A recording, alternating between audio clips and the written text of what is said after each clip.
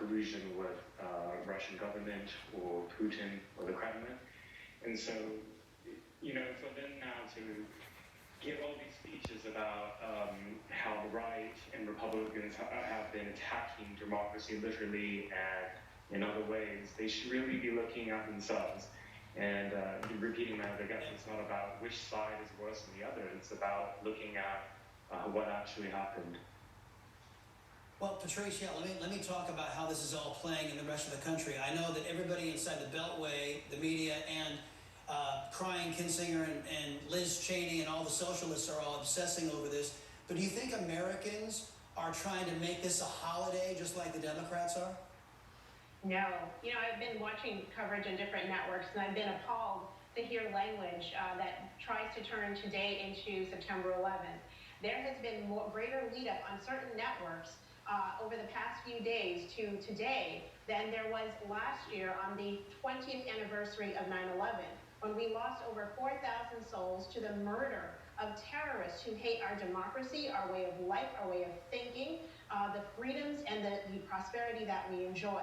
But if you go to certain networks today, you would think that that's what we had 1 year ago. And I think it's a convenient distraction from the rising gas prices, from inflation that's hit, a 39, 40-year high, from all of the challenges, rising crime that are facing Americans on a day-to-day basis. So no, I think people will say, wow, yeah, it's been a year, what happened was terrible, and yeah, I hope people who broke the law actually are held accountable and responsible. But I need to fill my car to go to work tomorrow. I need to put milk in my baby's bottles. How am I doing that? And what is this administration doing to alleviate some of the fiscal pain that we're feeling?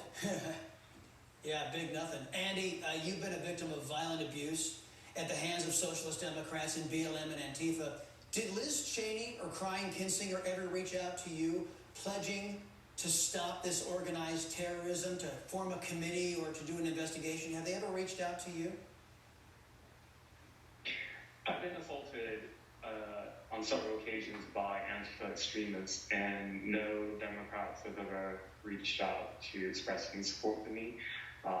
Certainly, Liz Cheney was not a Republican who did. Several other lawmakers in the GOP did, however. I think what this demonstrates, but more at an aggregate level, is that violence that is carried out, political violence that's carried out by the left, is condoned, and people look away because when Trump was inaugurated in 2017, there were mobs of Antifa, mobs of leftists who cheered them on, who attacked parts of DC, and that was treated as a righteous protest. And so I'm not excusing what happened on the 6th of January, but if you strip away the politics and look at the actions, right, political violence, assault on law enforcement, etc., why does it matter the politics of the individuals that are doing it if we're looking at the act itself? And the truth is, the actions.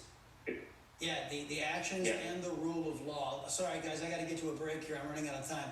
Patrice Lee, Anwuka, and Andy No, appreciate your time here on this January 6th, 1 year later. Coming up, a January 6th detainee has been jailed for a year because he says he can identify 4 government agents who spurred on the violence that day. His lawyer standing by with details. You're watching the Chris Salcedo Show on Newsmax.